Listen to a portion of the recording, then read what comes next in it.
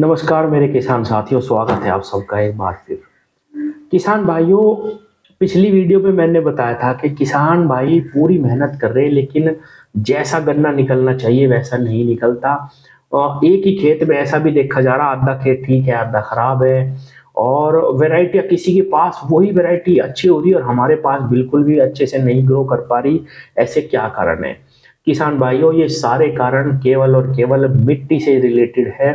मिट्टी हमारी खराब होती जा रही, हम लगातार उसमें खाद ज्यादा ज्यादा ज्यादा ज्यादा डालते जा रहे, जिस वजह से मिट्टी सख्त हो रही और मिट्टी में सारे खाद अच्छे प्रकार से टूट नहीं रहे। मिट्टी को केवल वो सख्त करने का काम कर रहे। जो न्यूट्रिशन खाद डालने के बाद, एक बैग डीएपी डालने के बाद हमारे खेत को मिलना चाहिए, वो सही से नहीं मिल पा रहा, क्योंकि मिट्टी में ह्यूमस की कमी है, जीवाश्म कार्बन की कमी है और इसीलिए ये इतनी बीमारियां भी खेतों में बढ़ती जा रही। हमने बात करी थी कि कुछ ऐसे छोटे किसान हैं जो हर साल अपने खेतों की बुआई जब करते हैं तो उसमें केवल गोबर डालते हैं और एक्स्ट्रा कुछ भी इस्तेमाल नहीं करते और उनके खेत हमेशा अच्छे निकलते हैं। तो हम अगर ये भी प्रण कर ले कि जब भी हम अपने गन्ने की बुआई करेंगे, उसमें चाहे हमें कहीं से भी इंतजाम करना पड़ो, कैसे भी इंतजाम करना पड़ो, हम अपना खेत गोबर डाले बिना नहीं बोएंगे। किसान भाइयों, केवल इतने से काम को अगर आप कर लेंगे तो जितना खाद आप आज दे रहे हैं, मान लीजिए एक बैग डीएपी दे रहे हैं या दो दे रहे हैं या यूरिया जितना भी दे रहे हैं आप, उसी में ही किसान भाइयों आपको बहुत ही जबरदस्त रिजल्ट लगातार मिलेंगे। और ये जो समस्याएं आ रही कि भाई कभी हल्का निकल गया कभी भारी निकल गया, सारा औसत बराबर नहीं आ रहा, आधे आधे खेत खराब और अच्छे दोनों प्रकार से निकल रहे, सारी जो वेराइटियां हैं वो सही से ग्रो नहीं कर पा रही, ये सारी समस्याएं आनी बंद हो जाएगी केवल और केवल कूड़ी के खाद से। अब कुछ किसानों ने कहा कि मनोज भाई इतना कूड़ी का खाद कहाँ से लाए? किसान भाइयों, व्यवस्था करने वाला चाहिए, बिल्कुल 100% हो सकती है, गौशालाएं भी हैं।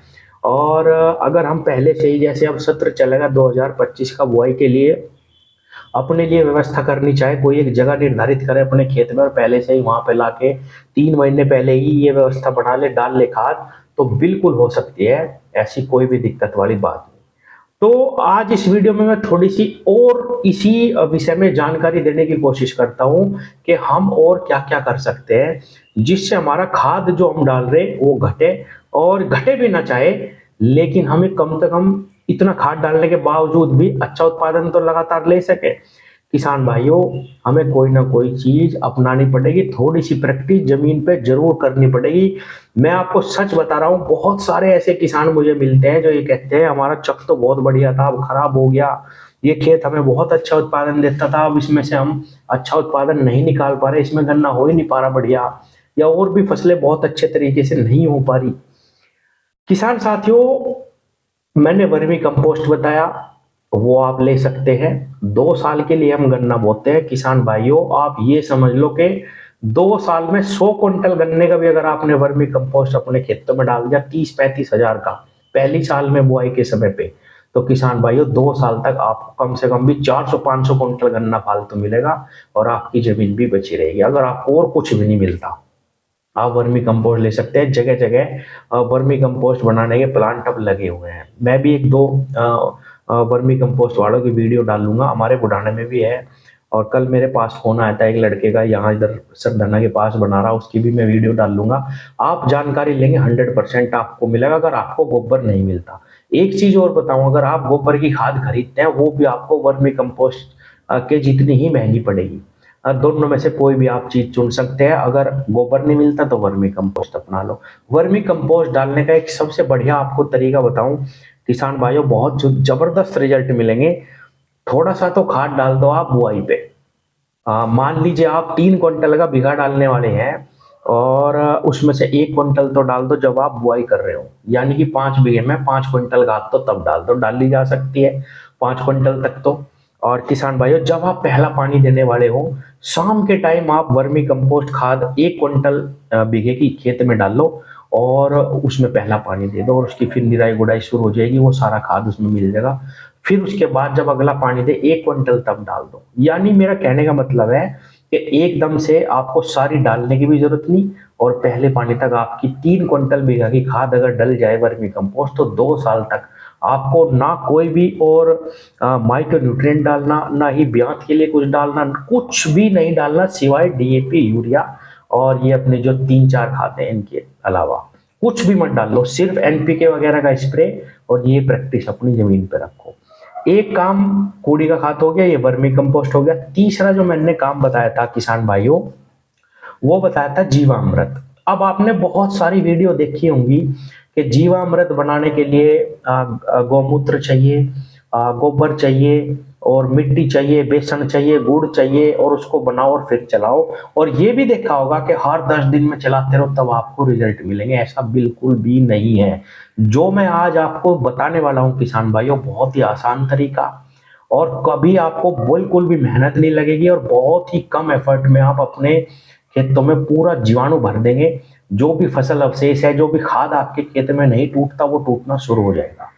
आपको केवल एक बार ऐसी जगह से मिट्टी लानी 10 किलो जहां पे बिल्कुल जंगल हो, जहां कभी भी खाद न डला हो, जंगल में सारे पत्ते एक जगह सड़ते हो, पेड़ के नीचे कोई ऐसा पेड़ हो, जंगल हो जहां पे धूप भी ना आती हो।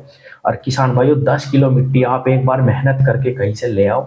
200 लीटर के ड्राम में वो 10 किलो मिट्टी डाल देना और अलग अलग जगह की मिल जाए किसान भाइयों, 1-2 जगह की इसी प्रकार से, तो बहुत ही सोने पे सुहागा होगा।